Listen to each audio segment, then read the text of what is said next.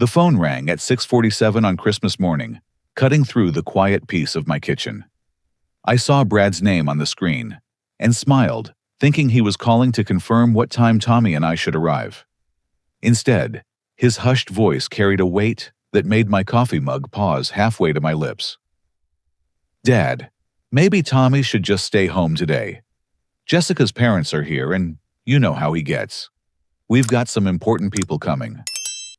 I stood there watching Tommy through the doorway as he carefully arranged his model trains beneath our tree, completely absorbed in creating perfect parallel tracks.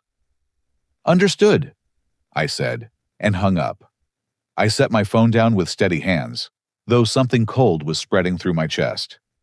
Tommy looked up from his trains, his face bright with anticipation. "Is that Brad? Are we leaving soon?"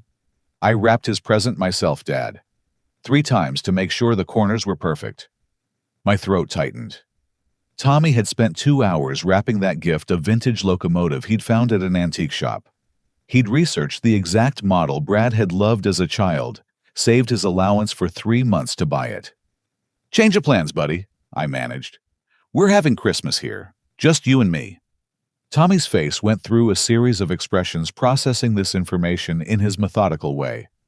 "But we always go to Brad's. Every year since Mom died. It's tradition." "Sometimes traditions change," I said, pulling eggs from the refrigerator. "How about pancakes, shaped like trains?" That distracted him, as I knew it would. While Tommy headed upstairs to shower and change into his special Christmas sweater, the one with the snowman that he'd worn every Christmas for 5 years, I allowed myself to feel the full weight of what had just happened. My phone buzzed. A notification from a group chat I didn't recognize. Holiday Logistics, it was called. I opened it and felt my stomach drop. The messages went back 3 weeks. Jessica had created it, including Brad, her sister Lauren, and Brad's colleague Martin. Not me, not Tommy. The conversation made my hands shake. Jessica, December 20th. "We need to finalize the Tommy situation. Mom's already anxious about the dinner." "Brad, I'll talk to Dad. Maybe suggest they come for dessert only." "Lauren, why not just be honest? Say it's an adults-only dinner." "Whoa." "Jessica, because Ken will cause drama. You know how he is about Tommy." "Martin, from a professional standpoint, Brad, you need to consider appearances. The Weatherfords are traditional people." "Brad, I know. The partnership announcement is January 15th. Can't have any complications." The thread continued, each message another twist of the knife. They discussed Tommy like he was a problem to be managed, not a human being. Not Brad's brother, who'd cheered at every one of his soccer games, who still kept Brad's high school graduation photo on his dresser. December 22nd. Jessica, maybe say Tommy's sick. Food poisoning. Brad, Dad would see through that. I'll handle it. Jessica, you better. Mom's already asked twice if the situation will be present. The situation. They called my son, their family, the situation. I scrolled faster, my anger building with each message. Then I found something that made my blood freeze. Brad, December 23rd. Checked Dad's calendar. He's got a doctor's appointment, January 3rd. Perfect timing for the competency evaluation. Martin, smart. With the guardianship secured, you'll have full control. The trust provisions are clear. Jessica, finally. Do you know how embarrassing it is when people ask about Brad's family? At least after January, we can be honest about Tommy being in proper care. I set the phone down carefully, afraid I might crush it. Guardianship. Competency evaluation. Tommy's trust. Brad had been planning this for weeks. Not just Christmas exclusion, but complete control over his brother's life. Over the $2.8 million trust I'd established for Tommy's lifetime care. I heard Tommy singing upstairs his perfect pitch rendition of Silver Bells, Floating Down. He could remember every lyric to every Christmas song, but sometimes forgot to eat if his routine was disrupted. He was brilliant in his own way, just not the way the world expected. I picked up my phone again and found Brad's company website. There it was, his bio page. Harvard Law summa cum laude. Youngest partner track attorney in the firm's history. Married to Jessica Weatherford Morrison. Father of twin boys. And then, the line that made me sink into a chair. Brad was raised in Boston as an only child after his mother's early passing. Only child. He'd erased Tommy completely. From his life, from his history, from existence. I screenshotted everything. The group chat, the bio, the messages about guardianship. My hands were steady, now driven by a cold fury I hadn't felt since Margaret's diagnosis, when doctors told us to prepare for the worst, and I'd fought them every step. Tommy bounded down the stairs, his hair still damp, wearing the snowman sweater, and the biggest smile. "Dad, since we're staying home, can we make a really big train track? Like through the whole house?" "Absolutely," I said, pocketing my phone. "Let's make this the best Christmas ever." He paused, studying my face with that uncanny perception he sometimes showed. "Are you sad, Dad? Is it because of Brad?" "No, buddy. I'm not sad. I'm just thinking about how lucky I am to spend Christmas with you." Tommy beamed and headed for his train boxes, already planning elaborate routes through our house. I watched him go, this beautiful, pure soul, who never learned to lie, never learned to be cruel, never learned that love was conditional. Brad had made his choice. Now I would make mine. But first, pancakes. Tommy deserved his train-shaped pancakes, and a perfect Christmas morning. The war could wait until he was distracted with his trains. I pulled out Margaret's recipe card, worn soft from years of use. Her handwriting was faded, but still legible. Ken's famous train pancakes. For our sweet Tommy, who loves them perfectly round wheels. She'd known. Somehow she'd always known this day might come. In her final months, she'd made me promise to protect Tommy, not just from the world, but from those who should love him most. "I promise, Maggie," I whispered, heating up the griddle. "I promise." While Tommy arranged his trains in the living room, creating an elaborate network that would eventually span 3 rooms, I excused myself to the home office. "Just need to check something," I told him. "You keep building. I want to see a whole city when I get back." "With bridges?" Tommy asked, his eyes lighting up at the engineering challenge. "Especially bridges." I closed the office door and went straight to the wall safe hidden behind Margaret's portrait. The combination was Tommy's birthday, a detail that now seemed prophetic. Inside were documents I hadn't looked at in years, and Margaret's journals, leather-bound volumes she'd kept religiously from the day we married until 2 weeks before she died. I pulled out the journal marked 2003 to 2005 and found the entry I was looking for. March 15th, 2004. The day after Tommy's diagnosis. The doctor used so many words: autism spectrum disorder, developmental delays, special needs.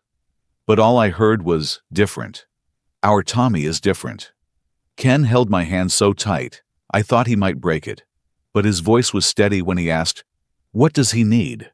Not, "What's wrong with him?" or "Can he be fixed?" But what does he need? I fell in love with my husband all over again in that moment. I turned the page. Brad doesn't understand yet. He's 8, and confused why his little brother won't play catch anymore. Why Tommy lines up his toys instead of sharing them. Today, I found Brad trying to teach Tommy to throw a baseball. When Tommy just kept spinning the ball, studying the stitches, Brad got frustrated. "Why won't he play normal?" he asked me. How do you explain to an 8-year-old that normal is just a setting on a washing machine? More pages, more insights into our life as it transformed. September 2004. First day of special education preschool for Tommy. Brad insisted on walking him to the classroom. "I'll protect him, Mom," he said. Made me cry. The therapist says Brad is showing signs of parentification, taking on too much responsibility. But how do you tell a big brother not to love so fiercely? December 2004. Christmas was perfect. Tommy arranged all his presents by size before opening them. Brad helped, never once complaining that it took 2 hours. Ken built Tommy's first real train set. Watching Tommy's face when that engine went around the track, pure joy. This is our normal. This is our perfect. I skipped ahead, finding darker entries. June 2010. Brad came home crying today. Some kids at school called Tommy a name I won't repeat. Brad punched one of them. Got suspended for 3 days. Ken had to pick him up. I'm worried Brad is starting to see Tommy as a burden to defend rather than a brother to love. The therapy bills are mounting. Ken works 60-hour weeks.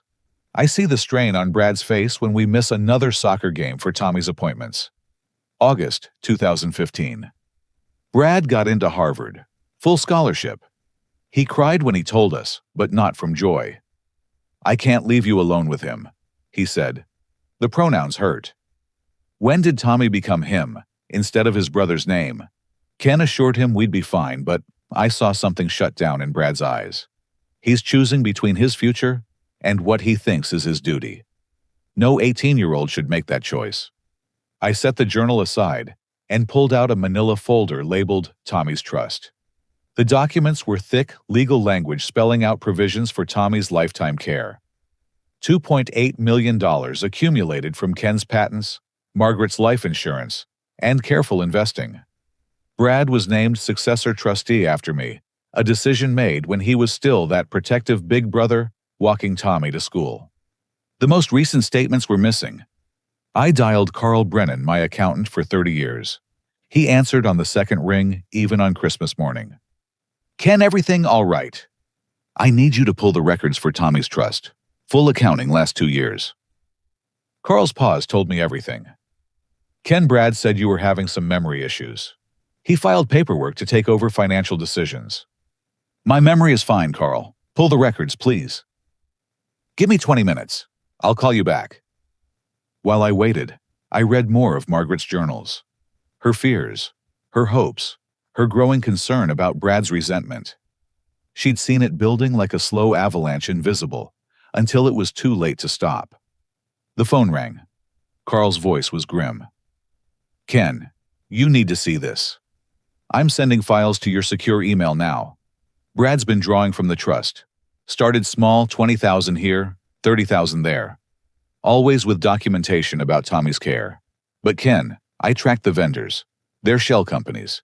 The money went straight to Brad's accounts. How much? Over 400,000 in 2 years. The house down payment, the country club membership, private school tuition for the twins. It's all there, hidden in fake therapy centers and medical equipment companies that don't exist. I felt sick. Is the trust safe? For now. But Ken, there's more. Brad filed for guardianship over Tommy. Claims you're showing signs of dementia. The hearing is January 3rd. If he wins, he'll have complete control of the trust and Tommy's care decisions. I found inquiries he made at Shady Pines. The state facility. Budget care Ken. Minimum standards. While Brad lives in a $2 million house bought with Tommy's money. I thanked Carl and hung up, my mind racing. In the living room, I could hear Tommy narrating his train's journey. Now approaching the bridge, Engineer Tommy reminds all passengers to look at the beautiful Christmas lights below. I opened one last file on my computer. Brad's law firm bio, the one claiming he was an only child. But I dug deeper, finding cached versions of the page. 2 years ago, it mentioned a brother. 1 year ago, the brother became family in Boston. 6 months ago, even that disappeared. Brad had been erasing Tommy, systematically preparing for this moment. I picked up Margaret's final journal, her handwriting shaky but determined. The last entry, December 2017, 2 weeks before the cancer took her. My dear Ken, if you're reading this, I'm gone, and something has happened with the boys. I pray I'm wrong, but I fear Brad's love for Tommy has curdled into something else. Not hate, but worse, indifference. The world will tell Brad that Tommy is a burden, that success means leaving the weak behind. Don't let him believe it. Tommy isn't weak. He's pure. He's truth in a world of lies. He'll save Brad one day if Brad lets him. Guard Tommy, my love. Not from the world, but from those who should love him most. And remember, the truth always surfaces. Love always wins. It just sometimes needs a warrior to clear its path. Be that warrior. I closed the journal and locked the safe. In the living room, Tommy had built a magnificent train city, complete with stations bridges, and a downtown filled with Christmas decorations. He looked up at me with those clear blue eyes, Margaret's eyes, and smiled. "Dad, look, I made Brad's house. See, it's the big one by the hill. And that's where we live, right next to the train station, because we love trains. And everybody in the city is connected by the tracks. Nobody's alone." "It's perfect, buddy," I said, my voice thick. "Absolutely perfect. When Brad sees it, he'll remember how much fun trains are. Maybe he'll play with me, like when we were kids." I knelt beside my son, this beautiful soul, who still believed in the best of everyone, who built bridges in his imagination, while his brother burned them in reality. Maybe he will. I lied, the first lie I'd told Tommy in years. Maybe he will. By noon, Tommy's train city had expanded into the hallway. He'd added a hospital where Mom stayed, a law office where Brad works, and a school where the nice kids learn. Each building was meticulously crafted from blocks, books, and boxes with Tommy's running commentary, providing the soundtrack to our quiet Christmas. "Now, the train is bringing medicine to the hospital," he announced. "Emergency delivery. Clear the tracks." I smiled, but my phone hadn't stopped buzzing. Text after text, call after call. I kept it on silent, checking periodically while Tommy was absorbed in his world. "Paula, my sister. Where are you? Brad said you refused to come." "Robert, my brother. Ken, what's going on? This isn't like you." "Grace, my cousin. Is Tommy okay? Brad said there was an incident." An incident. Brad was already spinning the narrative. Then a text that made me pause. "Daniel, Robert's son. Uncle Ken. Something's really weird here. Can we talk?" Daniel was 26, a software engineer who'd always been kind to Tommy. At family gatherings, he was the one who'd sit with Tommy, genuinely interested in his train facts and statistics. I stepped into the kitchen and called him. "Uncle Ken." Daniel's voice was hushed. "Where are you guys? Brad's telling everyone you're being difficult, but that doesn't sound right." "We're home, Daniel. Having our own Christmas. Brad thought it would be better if Tommy didn't come." A sharp intake of breath. "Are you serious? Because of the Weatherfords?" "You know about them. Jessica hasn't shut up about them for weeks. Her mom's some society queen. Dad owns half of downtown. Brad's been stressed about impressing them. But Tommy, that's messed up." "Daniel, I need a favor. Can you video call me from the party? Just leave your phone propped somewhere. I want to see what's happening." "Like spy stuff? Cool. Yeah, give me 5 minutes. I'll set it up in the kitchen where I can catch the dining room."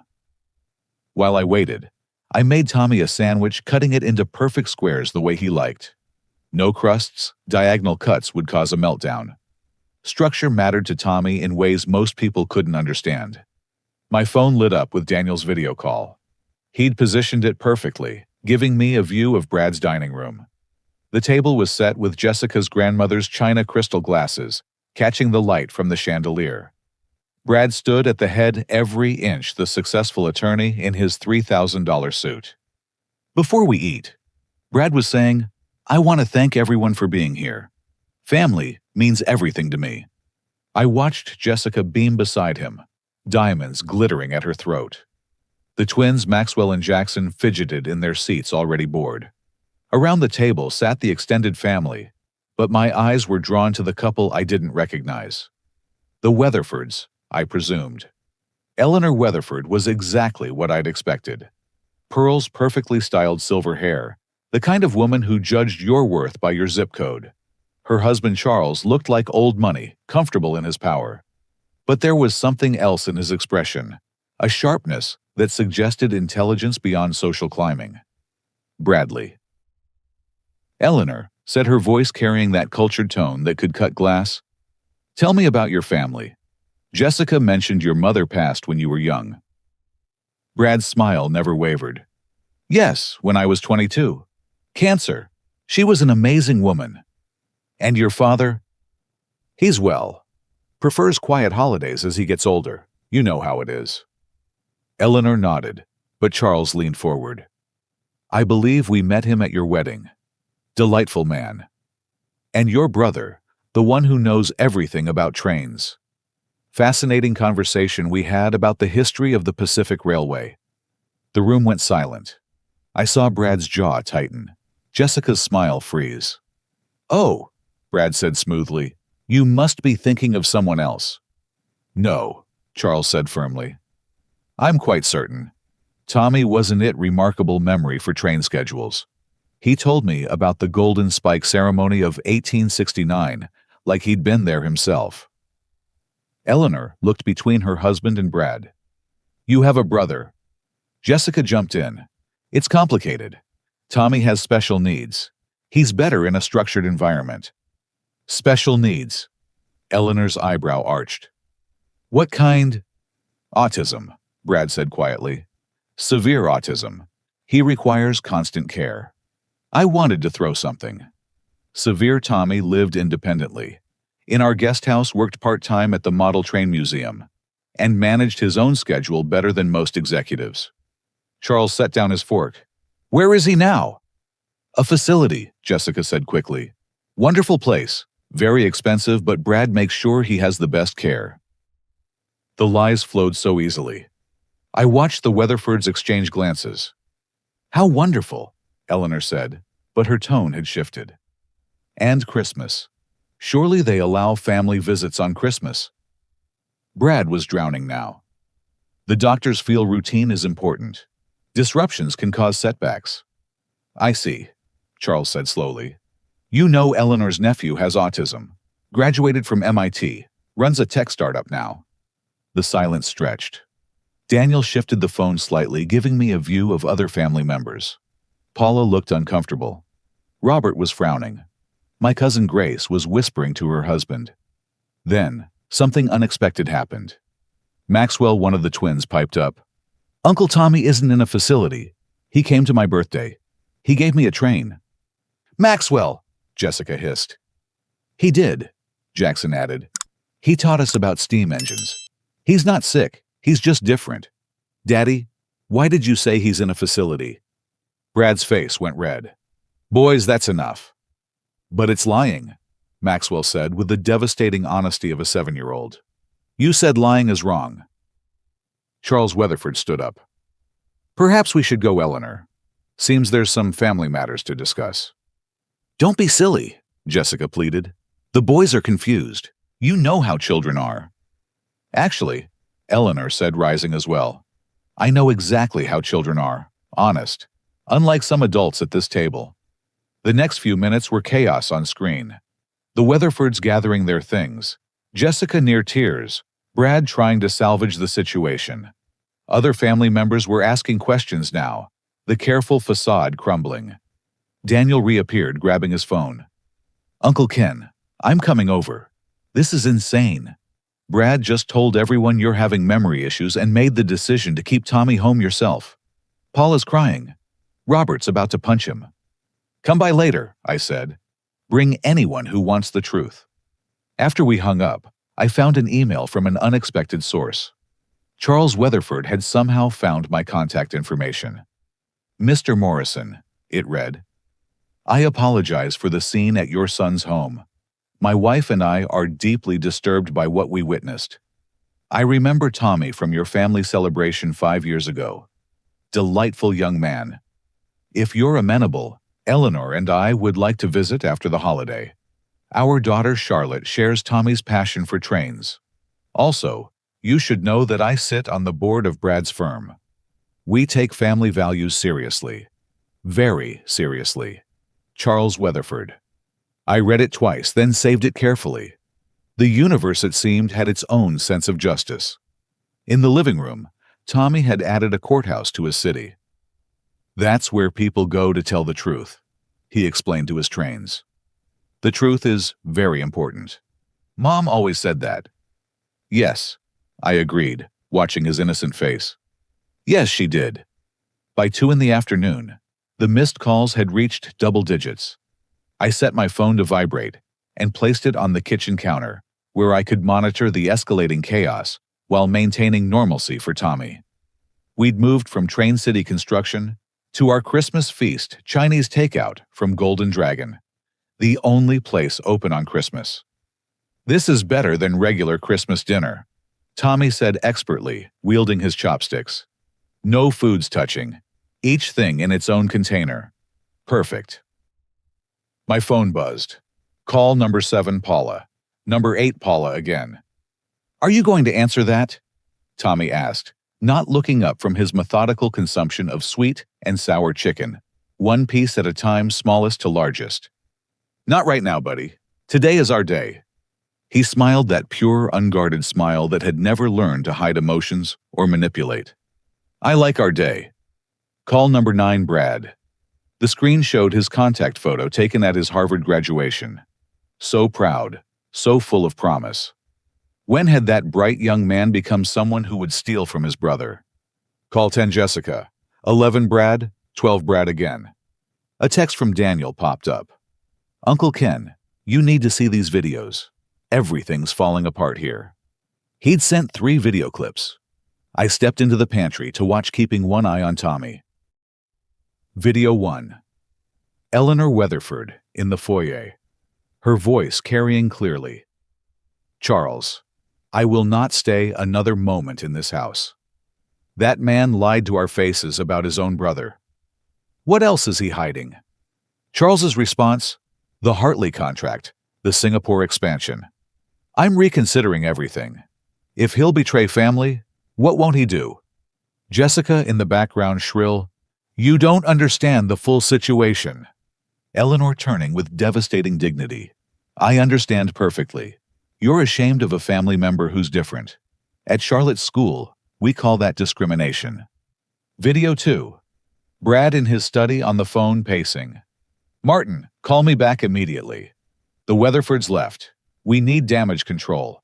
This could affect the partnership vote. He threw a glass against the wall. The Brad I'd raised would never have shown such violence. Video 3. The dining room family members in heated discussion. Paula tears streaming, I knew something was wrong. Ken never misses Christmas. Never. Robert angry. Brad's been lying to us. Tommy's not in any facility. He works at the damn train museum. I saw him there last month. Grace. Then where are they? Daniel's voice from behind the camera. They're home. Brad told Ken that Tommy wasn't welcome because of the Weatherfords. The explosion of voices was immediate. Accusations, arguments, people choosing sides. The perfect Christmas Brad had orchestrated was in ruins. My phone rang. Number 13 unknown. I almost ignored it, then recognized the number. Martin Chen, Brad's colleague. I stepped outside onto the deck, the December air sharp and clean. Martin! Ken. I apologize for calling on Christmas. I'm at Brad's. There's something you should know. I've been uncomfortable with Brad's plans regarding Tommy, but I didn't speak up. That changes now. Go on? The guardianship filing. Brad had me review it. He's claiming you've shown signs of dementia, that you're endangering Tommy by refusing proper care. Ken, he's got affidavits from doctors you've never seen. Forged medical opinions. I could be disbarred for knowing this and not reporting it. Why tell me now? A pause. Because I met Tommy once at Brad's office. He fixed our computer system. Diagnosed a problem 3 IT specialists missed. That's not someone who needs institutionalization. That's someone who needs protection from those who'd exploit him.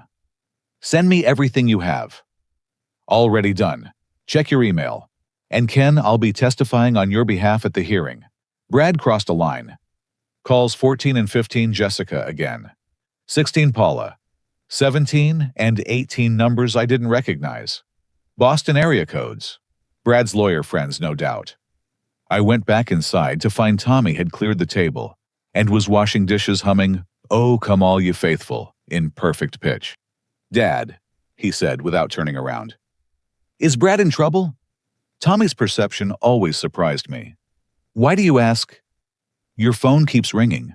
When lots of people call it, usually means someone's in trouble, like when Mom was sick. I chose honesty simplified. Brad made some choices that hurt people's feelings. Now, people are upset. Tommy dried a plate with careful precision. Did he lie? Yes. Lying is wrong. It makes tangles in your brain. Truth is straight tracks. Much better. From the mouths of babes, or in this case, from the mind of a 28-year-old who saw the world in beautiful simplicity. My phone buzzed with an email. Charles Weatherford again. Mr. Morrison, I've done some investigation since leaving your son's home. I discovered that Brad has been telling colleagues his brother is institutionalized. This concerns me greatly, as we're about to enter a major partnership with his firm. A man who lies about family will lie about business. I've called an emergency board meeting for December 27th. Brad's partnership is now in serious question. Then from Martin, and forwarded email chain that made my stomach turn. Brad discussing the Tommy situation, with associates painting his brother as violent, unpredictable, dangerous. Lies upon lies, each more elaborate than the last. Call 19 Robert. I answered this one. Ken, I'm in my car. Paula's with me. We're coming over. Brad just admitted everything. He said Tommy would embarrass him in front of important clients. Ken, I had no idea he'd become this person. Come by around 4. Tommy will be happy to see you. Call 20 unknown number. I let it go to voicemail, then listened. Mr. Morrison, this is Eleanor Weatherford. I want you to know that my daughter Charlotte has been asking about Tommy since your wedding 5 years ago. She collects trains too. I'm appalled by what happened today. Charles is handling Brad professionally, but I wanted to handle this personally. No one treats family as disposable. Not in my world. Tommy appeared in the doorway, holding his favorite engine, a replica of the Flying Scotsman. Dad, can we watch the Polar Express now? Absolutely.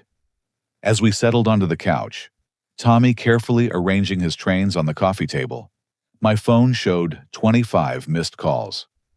25 attempts to pull me into the drama, to make me react, to draw me away from this moment with my son. I turned the phone off completely. Let them stew in the chaos Brad had created.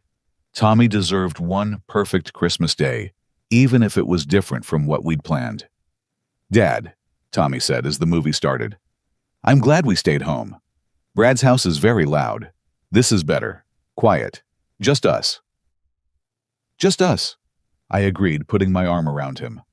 On screen, the train chugged through snow-covered mountains, carrying children to meet Santa. In my living room, my own child sat content, unaware that his absence had derailed his brother's carefully constructed life. The irony wasn't lost on me. Brad had excluded Tommy to impress the Weatherfords. Instead, his cruelty had repulsed them. He tried to hide what he saw as weakness, only to reveal his own. 25 missed calls. By evening, I suspected there would be many more. But for now, there was hot chocolate to make and a movie to watch. Tommy quoted every line, his joy infectious. This was what Brad had thrown away. Not a burden, but a brother. Not embarrassment, but pure love.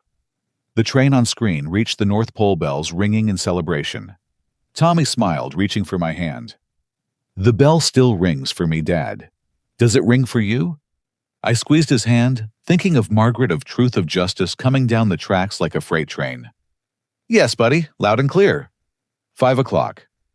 The winter darkness had settled over our neighborhood Christmas lights, twinkling through windows where normal families were probably finishing dinner, exchanging gifts, living lives untouched by betrayal. Tommy had built a train depot from couch cushions and was conducting serious negotiations between his engines about scheduling conflicts. My phone showed 32 missed calls now. I turned it back on to monitor the situation, keeping it on silent. The texts were becoming increasingly frantic. Jessica, Ken, please answer. Everything's ruined. The Weatherfords left. Brad's career is in jeopardy. Think of your grandchildren. Paula, Ken, I'm so sorry. I should have stood up to Brad years ago. We're all at fault. Please let us come explain. Unknown number. Mr. Morrison. This is James Hartley from Hartley Brennan and Associates. Brad Morrison gave me your number. There seems to be some confusion about today's events. Please call immediately. Brad's damage control team was mobilizing. Lawyers on Christmas Day. How desperate he must be. The 33rd call lit up my screen. Brad again. This time I answered. Dad, finally. Where the hell have you been? His voice was raw, the polished attorney facade cracked. Having Christmas with my son, I said calmly. Your son, I'm your son Tommy, is. Dad, you've ruined everything. The Weatherfords left. They're pulling their investment. Martin's threatening to report me to the bar. My career is imploding because you couldn't follow one simple request. The request to hide Tommy. To pretend he doesn't exist, like you've been doing at work. Silence. Then quieter. How did you... I know about the biography, Brad. Only child. I know about the trust money you've been stealing. $400,000 meant for Tommy's care, spent on your mortgage, your country club, your children's private school. That's not... I was managing the funds. Investing in family stability benefits Tommy too. Shell companies, Brad. Fake therapy centers. Carl found everything. And the guardianship petition. Claiming I have dementia. Forged medical documents. His breathing was audible through the phone. In the background, I heard Jessica shrieking at someone glass-breaking. Dad, you don't understand the pressure I'm under. Jessica's pregnant again. The twins' school is $30,000 a year, each. The mortgage on this house is crushing us. Jessica's spending. So you steal from your brother. It's not stealing, I'm his trustee. I make decisions for his benefit. Shady Pines Institution is for his benefit. The place where you've been making inquiries. Minimum care facilities while you live in a $2 million house. Another pause. Who told you that? Does it matter, Brad? I'm giving you one chance. Come clean. Publicly acknowledge Tommy as your brother. Return the money. Withdraw the guardianship petition, or I pursue criminal charges. Criminal. Dad, you wouldn't. Think of what that would do to the family. To Mom's memory. Your mother's memory, Margaret, would be heartbroken to see what you've become. She worried about this, you know. Wrote about it in her journals. She saw your resentment building and prayed she was wrong. Don't you dare. His voice cracked. Don't you dare invoke Mom. She spent everything on Tommy. Every penny, every minute. Do you know what it was like being the good son who got straight A's, and nobody noticed because Tommy learned to tie his shoes that day? There it was, the wound that had festered for decades. We celebrated every one of your achievements, Brad. No, you attended them. Between Tommy's therapy appointments. Do you remember my high school graduation? You left early because Tommy had a meltdown about his cap and gown. My Harvard acceptance. We celebrated at home because Tommy couldn't handle restaurants. My wedding, I spent half of it making sure Tommy didn't disrupt anything. And Tommy spent your wedding telling everyone how proud he was of his big brother. He still has the speech he wrote, but was too nervous to give. Would you like me to read it to you? Silence. Brad, you have until midnight. Acknowledge Tommy publicly. Return the money.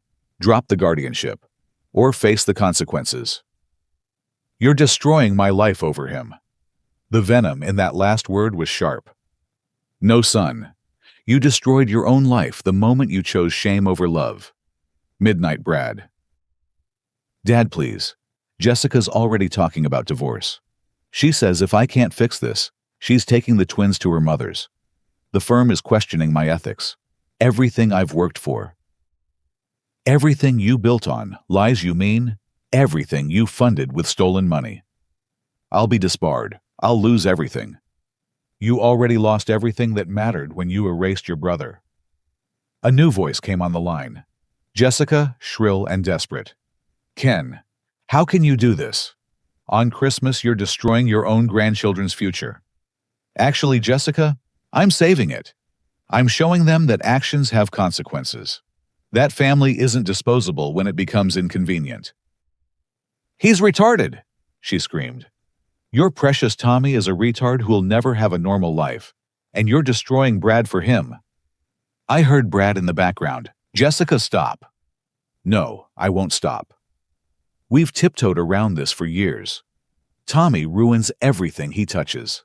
Every family event, every celebration, every normal moment gets twisted around his needs. And you enable it. Tommy, I said clearly, has an IQ of 135. He holds 2 patents for model train innovations. He volunteers teaching engineering concepts to children. What he doesn't have is the ability to lie, manipulate, or value money over people. In my book, that makes him the successful son. I hung up to the sound of Jessica's incoherent screaming. Tommy looked up from his trains. Was that Brad? Yes. He sounded upset. Should we bring him some trains? Trains always make me feel better. My beautiful boy offering comfort to the brother who'd betrayed him. Maybe later, buddy. Right now, Brad needs to figure some things out on his own. A knock at the door. Robert and Paula stood on my porch, looking haggard. Daniel was with them, laptop in hand. Can we come in? Paula asked. We need to talk and see Tommy. I let them in. Tommy's face lit up. Aunt Paula, Uncle Robert, Cousin Daniel. Look at my Christmas city. I made your houses too. While Tommy gave them the grand tour of his train metropolis, I made coffee. Real coffee, not the fancy stuff Brad served to impress. Margaret's old percolator, still perfect after 30 years. Robert found me in the kitchen. Ken, I had no idea. The trust theft, the guardianship. If I'd known. Brad's good at keeping secrets. Not anymore. Daniel recorded everything. Brad's confession, Jessica's meltdown, all of it. Half the family wants to testify on your behalf. Daniel appeared, setting his laptop on the counter. Uncle Ken, I did some digging. Brad's been at this longer than you think. Look. He pulled up archived social media posts. Brad's Facebook, LinkedIn, Twitter. Going back 5 years, a systematic erasure of Tommy from his life. Photos cropped. Mentions deleted, family events rewritten. But I found the originals, Daniel continued. Cached versions, including this. A video from Brad's wedding. Tommy's speech, the one he'd been too nervous to give. But he'd practiced it, and someone had filmed it. Tommy in his tuxedo speaking to the camera. My brother Brad is getting married today. I'm very happy because Jessica makes him smile. I want Brad to be happy always. When we were little, Brad protected me from bullies. Now he's a lawyer and protects people with laws. I'm proud of my big brother. I love him very much. I hope he remembers that families are forever, even when they're different. Like trains, families run best when all the cars stay connected. Thank you for being my brother Brad. We watched in silence. Even now, years later, Tommy's pure love shone through. I'm sending this to Brad, Daniel said. Maybe it'll remind him who he used to be. My phone rang. Carl, my accountant. Ken, Brad just called me. Tried to transfer the entire trust to offshore accounts. I blocked it, of course. But he's desperate. Be careful. Thanks, Carl. Keep everything locked down. Another call came in immediately. Ruth, my lawyer. Ken, Brad filed an emergency motion. Claims you're holding Tommy hostage, preventing family access. Judge Kowalski is actually considering a wellness check. On Christmas. Brad knows people. But so do I. I've already filed our counter motion with the evidence of theft and fraud. Kowalski's not happy about being disturbed on Christmas for what's clearly a family power grab. In the living room, Tommy was showing Paula how he'd recreated the neighborhood. See, everyone's connected by the train tracks. That's important. Being connected. Paula was crying silently, holding Tommy's hand. 9 o'clock. 3 hours until my deadline. The calls had stopped, which worried me more than the chaos. Brad was planning something. A text from Charles Weatherford. Mr. Morrison, I thought you should know. Brad has reached out to several board members trying to do damage control. He's claiming you're mentally unstable, that you've kidnapped Tommy from his care facility. No one's buying it. In fact, it's making things worse for him. A man who lies so elaborately about family cannot be trusted with million-dollar deals. Then, from Martin, Ken, Brad's here at the office. On Christmas. He's shredding documents. I've called building security. The desperation was escalating. A cornered animal, Margaret would have said. Most dangerous when it has nothing left to lose. Uncle Ken. Daniel appeared at my elbow. I think you should see this. He'd pulled up the state facility database. Shady Pines. Brad had indeed made inquiries. More than that, he'd put down a deposit. For January 15th, the day his partnership was supposed to be announced.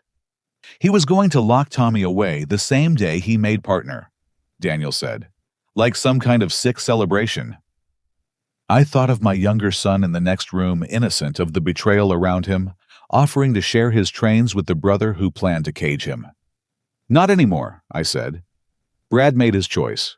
Now he lives with the consequences. 10 o'clock, 2 hours to midnight. My phone rang. Brad again.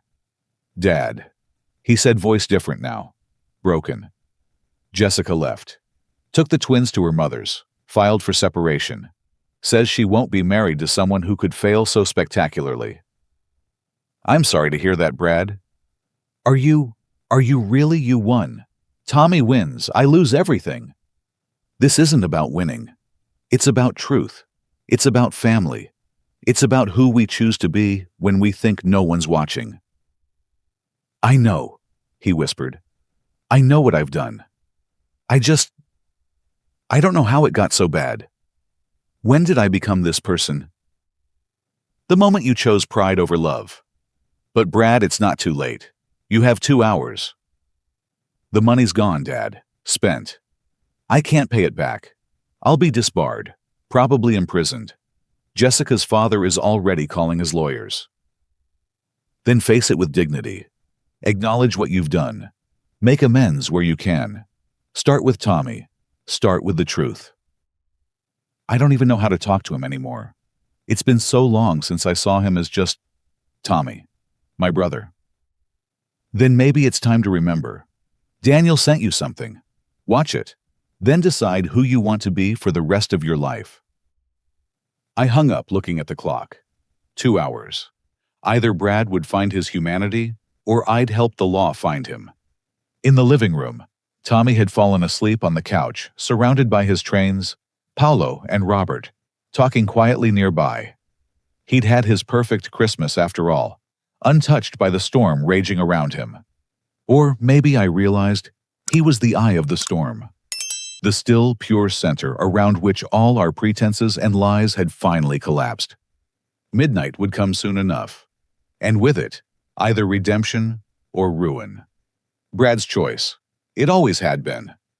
The doorbell rang at 9:30, just as Tommy was stirring from his nap.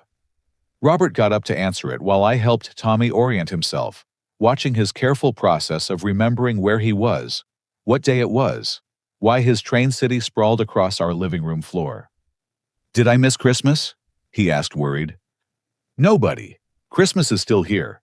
We're just having a long one this year.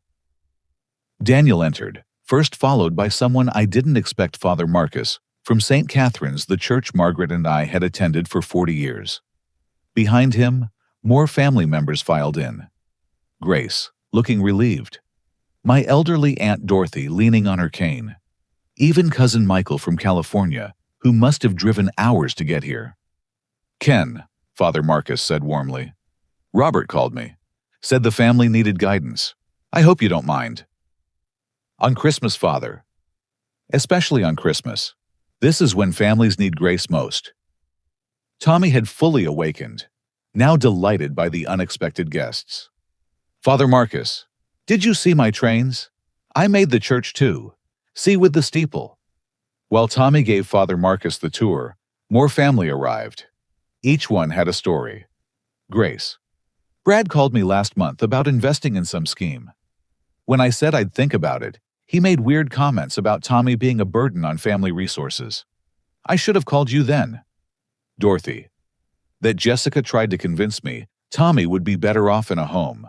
Said it would give you freedom in your golden years. I told her where she could stuff that idea. Michael. Brad borrowed $50,000 from me 2 years ago. Said it was for Tommy's care. Showed me invoices and everything. I knew something felt off. The pattern emerged. Brad had been working his con on extended family too, painting Tommy as an increasing burden while skimming money wherever he could. But instead of sympathy, he'd created a network of suspicion. Daniel pulled me aside. Uncle Ken, Brad's in his car outside. Has been for 20 minutes. Just sitting there. I looked through the curtain. Brad's Mercedes idled at the curb exhaust, visible in the cold air. I could see his silhouette head bowed over the steering wheel. Let him decide, I said. This has to be his choice. Paula was reading Margaret's journal entries to the gathered family, her voice breaking. I fear Brad's love for Tommy has curdled into something else. Not hate, but worse, indifference. The world will tell Brad that Tommy is a burden. Don't let him believe it. She knew, Dorothy whispered. Maggie always knew things before the rest of us.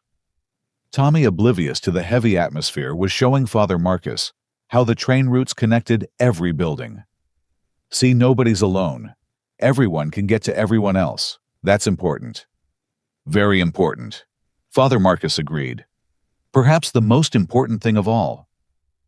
My phone buzzed. A text from Brad. I'm outside. I don't know if I can come in.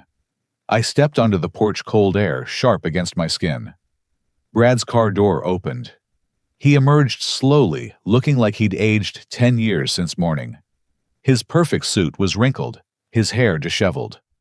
This wasn't the polished attorney anymore. This was just a lost man. Dad. Brad. We stood there, 15 feet apart, a lifetime of distance between us. I watched the video, he said finally. Tommy at my wedding. I'd forgotten. No, that's a lie. I made myself forget. It was easier than remembering what I'd thrown away. And Jessica's gone. Took the kids. Her lawyer already called. She wants everything, and she'll probably get it. The house is mortgaged to the hilt anyway. I borrowed against everything to maintain the lifestyle she demanded. That's not what I'm asking about, Brad. He looked up then, and I saw my son again. Not the stranger he'd become, but the boy who'd once carried Tommy on his shoulders, who'd fought bullies on the playground, who'd cried when Tommy finally learned to ride a bike. I've been so angry, he whispered. For so long. At Tommy for being different. At you and Mom for loving him anyway. At myself for not being enough to hold your complete attention. When did I become someone who could steal from his own brother? When you confused love with competition. Love isn't finite, Brad. Loving Tommy never meant loving you less. I know. I think I've always known. It was just easier to blame him than face my own choices. So what now? Brad pulled out a manila envelope. Signed confessions. Everything. The trust theft, the false documents, the guardianship fraud. Ruth can file it with the court. I'll probably be disbarred. Definitely sued. Possibly jailed. But at least I'll be honest. I took the envelope. And Tommy! Brad's voice cracked. I don't know how to face him. How do you apologize for erasing someone for planning to lock them away? You start by walking through that door. What if he doesn't forgive me? Tommy doesn't know how to hold grudges, Brad. That's one of his gifts. He only knows how to love. Brad looked at the house. Warm light spilling from windows, family shadows moving inside. All those people came on Christmas. Family shows up, Brad. Real family. The kind you can't buy or impress or manipulate. They just show up. He took a step toward the house, then stopped. The Weatherfords. Think you're a liability. Charles is reconsidering all partnerships with your firm. My job. Probably gone. My marriage. You said Jessica already filed. My money. Never was yours to begin with. Brad laughed, bitter and broken. So I've lost everything. No, I said. You've lost everything false. What's left is what's real. The question is, what will you do with it? He squared his shoulders, the gesture achingly familiar. The same way he'd faced pitches in Little League final exams at Harvard his wedding day. But this time, he wasn't performing. He was just being. Okay, he said. Okay. We walked to the door together. Inside, the family noise washed over us, conversations and laughter, and Tommy's detailed explanation of signal switching. Everyone turned as we entered. The room fell silent. Tommy looked up from his trains, saw his brother, and his face transformed with pure joy. Brad, you came, I knew you would look. I saved your favorite engine, the one from when you were 8. Do you remember? Brad stood frozen. The room waited. Father Marcus folded his hands. Paula held her breath.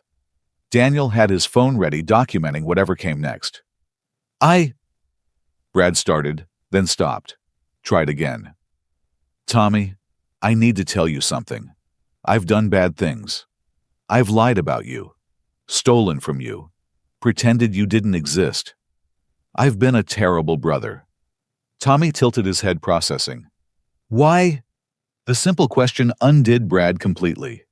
He dropped to his knees beside his brother, tears flowing freely. Because I was scared, and jealous, and stupid.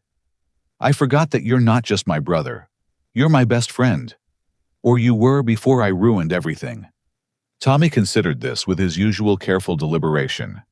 Then he picked up the engine he'd saved, the blue one Brad had loved as a child, and placed it in his brother's hands. Trains can go backward, Tommy said seriously. When they go the wrong way, they just back up and find the right track. It's okay, Brad. We can find the right track. Brad clutched the toy engine and sobbed. Not the controlled tears of a man protecting his image, but the broken cries of someone facing the complete destruction of who they'd pretended to be. Tommy, uncomfortable with intense emotions, but determined to help, patted Brad's shoulder awkwardly. It's okay. Do you want to see the train city I made your office? But in my city, it's next to our house. Because families should be close together. Father Marcus stepped forward. Perhaps we should all sit. Brad, would you like to share with the family? What followed was the most painful hour of my life, worse even than Margaret's final days. Brad confessed everything. The systematic theft, the social erasure, the institutionalization plans. Family members gasped, cried. Some walked out in disgust, only to return unable to abandon even the family member who'd betrayed them all. Through it all, Tommy played with his trains, occasionally looking up to pat Brad's arm or offer him a tissue. He didn't fully understand the magnitude of betrayal, only that his brother was sad and needed comfort. I'll pay everyone back, Brad said finally. I don't know how, but I will. I'll sell everything, take any job, whatever it takes. The money doesn't matter, Michael said. But the lies, Brad. How could you? I convinced myself I deserved it. That Tommy had taken enough from me. My childhood, my parents' attention, my normal life. I turned him into the enemy, so I didn't have to face my own failures. Aunt Dorothy, 93 and sharp as ever, spoke up. Your mother would be ashamed, but she'd also forgive you. Margaret believed in redemption. Question is, do you? Brad looked at me, then at Tommy, who was now building a bridge between two stations. I want to. I don't know how, but I want to try. Trying is the first step, Father Marcus said. Grace isn't earned, Brad. It's given. But you have to receive it with humility. 11:45. 15 minutes until my deadline. Dad, Brad said, whatever you decide about the charges, I'll accept. I know I deserve punishment. I looked around the room. My family broken but together. Tommy building bridges with toy trains. Margaret's photo on the mantle forever, watching over us all. Criminal charges won't help anyone, I said finally. But you'll sign over complete control of Tommy's trust. You'll publicly acknowledge him as your brother. You'll attend therapy. And you'll spend every holiday, every birthday, every ordinary Tuesday if needed, rebuilding the relationship you tried to destroy. Yes, all of it, yes. Tommy looked up. Does this mean Brad will play trains with me again? If he wants to, I said. Brad moved to sit beside Tommy on the floor, still in his $1,000 suit. Show me the city, Tommy. Show me how you connected everything. As midnight approached, I watched my sons together. One explaining signal patterns with encyclopedic detail. The other, really listening for the first time in years. The clock chimed 12. Christmas was officially over. But in my living room, surrounded by family, and the elaborate evidence of Tommy's beautiful mind, something new was beginning. Redemption. Like Tommy's trains, sometimes needs to back up to find the right track. But it can always find its way home. The wreckage of Brad's life took months to fully catalog. By February, he'd been formally disbarred. The Massachusetts State Bar Association doesn't look kindly on attorneys who forge documents and steal from disabled family members' trusts. Jessica's divorce was finalized in record time, her family's lawyers ensuring she got the house, the cars, and primary custody of the twins. Brad moved into a small apartment on the outskirts of town, the kind of place he once would have sneered at. But something remarkable happened in those ruins. The Brad who emerged from the ashes wasn't trying to impress anyone. He took a job at a hardware store, learning to work with his hands for the first time. His co-workers didn't know about Harvard Law or his fall from grace. They just knew Brad Morrison showed up on time, helped customers find what they needed, and never complained about the work. Tommy visited him every Saturday. I'd drop him off with his backpack full of trains, and Brad would have cleared his tiny living room floor for track layouts. Through the window, I'd watch them building together, Brad's attention completely focused on his brother for the first time in 20 years. He's different, Tommy told me one evening. Brad doesn't check his phone anymore when I talk. He listens with his whole face. Listening with his whole face. Trust Tommy to capture the essence of attention in such perfect terms. The Weatherford connection that Brad had sacrificed everything for became our unexpected ally. Charles Weatherford, true to his values, hired a forensic accountant to trace every penny Brad had stolen.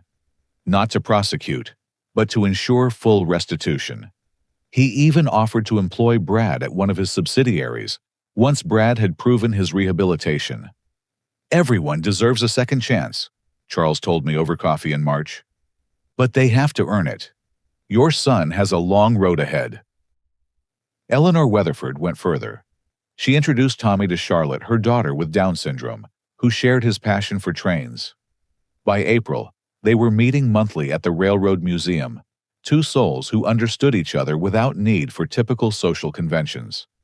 Daniel, my nephew, who documented that terrible Christmas, started a nonprofit with Tommy. Connections Through Trains, they called it. They visited hospitals and care facilities, setting up elaborate train displays and teaching engineering concepts to kids who, like Tommy, saw the world differently. Uncle Tommy explains things in ways that just make sense, one autistic teenager told a reporter. He doesn't talk down to us or act like we're broken. He just shares what he loves. The article went viral. Suddenly, Tommy was getting invitations to speak at conferences, design train displays for museums, consult on making public spaces more accessible. My son, whom Brad had tried to hide away, became a recognized advocate for neurodivergent individuals. Brad attended every event standing in the back, watching his brother shine. By June, something shifted in their relationship. I arrived for Saturday pickup to find Brad teaching Tommy to cook. Cooking is like trains, Brad was explaining. Everything has to arrive at the right time. Vegetables are local trains making lots of stops. Pasta is express service. Tommy laughed, genuinely delighted. Brad, you made a train metaphor. You're learning my language. They were. Learning each other's languages. Brad discovered that Tommy's rigidity was actually precision. His obsessions were expertise. His social difficulties were simply a different form of honesty. Tommy learned that Brad's complexity came from fear, his lies from shame, his cruelty from pain he didn't know how to express. Margaret had been right. Tommy saved Brad. Not by doing anything special, just by being himself, by showing Brad that success wasn't about money or status or perfect facades. It was about connection, about showing up, about loving people as they are, not as you wish they were. The twins Maxwell and Jackson spent every other weekend with Brad. Without Jessica's influence, they gravitated toward their Uncle Tommy. He taught them about different types of engines, helped them build wooden track layouts, never lost patience with their questions. "Uncle Tommy's the smartest person I know," Maxwell announced at Thanksgiving. "He knows everything about trains, and he never lies. That's really hard to do." Brad caught my eye across the table, a moment of shared understanding. Out of the mouths of babes. December came again. As Christmas approached, Brad called me. "Dad, I want to host Christmas this year. I know my apartment's small, but I want to try to do it right this time." "Are you sure?" "Tommy's already planned the train layout. Says my living room has better flow patterns than your house. And Dad, I want to invite everyone, even Jessica's family. No hiding, no shame, just family." Christmas morning arrived cold and clear. Brad's apartment was cramped with people. Family members brought dishes and chairs and extra tables. The Weatherfords came, Charlotte immediately joining Tommy in conducting the trains. Even Jessica appeared, briefly dropping off the twins, her face softening when she saw Brad on the floor with Tommy, both of them wearing matching engineer caps. "You look happy," she said quietly. "I am," Brad replied. "For the first time in years, I actually am." She didn't stay, but she didn't sneer either. Progress comes in small steps. Father Marcus blessed the meal, thanking God for second chances and the courage to take them. Dorothy, now 94, proclaimed it the best Christmas she'd attended. "Because everyone's actually here," she said, looking pointedly at Brad. "Not just their bodies, but their hearts." As the day wound down, I found myself in Brad's tiny kitchen with Charles Weatherford. We watched our sons and daughters through the doorway. Brad was helping Charlotte understand a switching mechanism, while Tommy and Daniel explained their nonprofit to Eleanor. "You raised good boys," Charles said. "Both of them." "They raised each other," I replied. "I just tried to stay out of the way." "Brad starts with us in January," Charles continued. "Entry level, of course. He'll need to prove himself. But I have a feeling he will. Man who can fall that far and get back up has steel in him." That night, as I prepared to leave, Brad pulled me aside. "Dad, I need to tell you something. I've been seeing a therapist, working through everything. She asked me when I was happiest as a kid, and I realized it was always when Tommy and I were playing trains.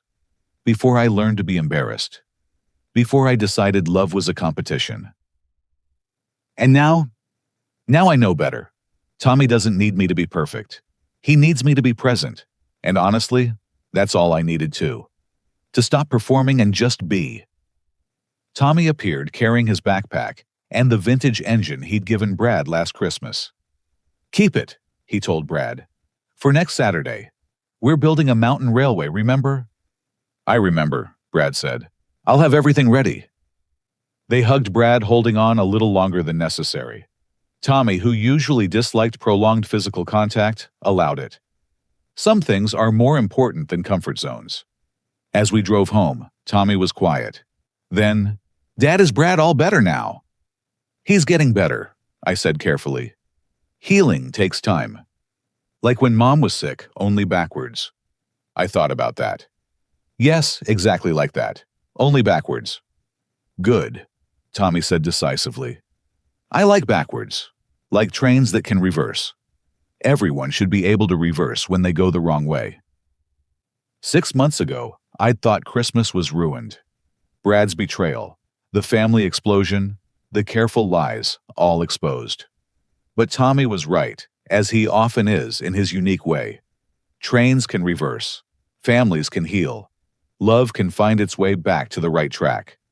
Brad lost everything he thought mattered: his career, his wealth, his image, his marriage. But in losing those things, he found what was real. A brother who loved him without conditions. A family that showed up even when it hurt. A father who chose truth over comfortable lies. A chance to build something genuine instead of perfect. Some would say Tommy's autism was our family's challenge. But that Christmas morning, when Brad called to exclude him, Tommy's condition became our salvation. He couldn't lie, couldn't pretend, couldn't be anything but himself. In trying to hide him, Brad only exposed his own darkness. In choosing Tommy, I chose truth. And truth, as it always does, set us all free. The train city Tommy built that day still lives in my mind. Every house connected. Every person able to reach every other person. No one alone. No one forgotten. No one hidden away. That's the world Tommy sees. That's the world he builds with his trains. And slowly, track by track, that's the world our family is learning to build too. Margaret was right about everything. Truth does surface. Love does win. Sometimes it just needs a warrior to clear its path.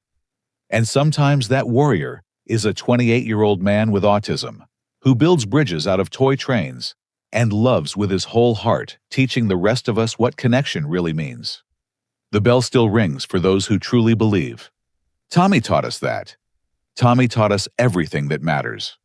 And Brad finally learned to listen. If this story touched your heart, I'd love to hear your thoughts. Have you ever experienced a family betrayal that led to unexpected healing? How do you handle relatives who see differences as disadvantages rather than unique gifts? Please share your experiences in the comments below. If you found meaning in Tommy and Brad's journey, please consider giving this story a like and subscribing to hear more tales of families finding their way back to truth. Share this with someone who needs to remember that it's never too late to reverse course and find the right track. Thank you for joining me this Christmas season. May your own trains always find their way home, and may you have the courage to back up when you've gone the wrong direction. Remember, connection is everything, and no one should travel alone. Until next time, keep building bridges. The world needs more conductors like Tommy, showing us how all the tracks connect in the end.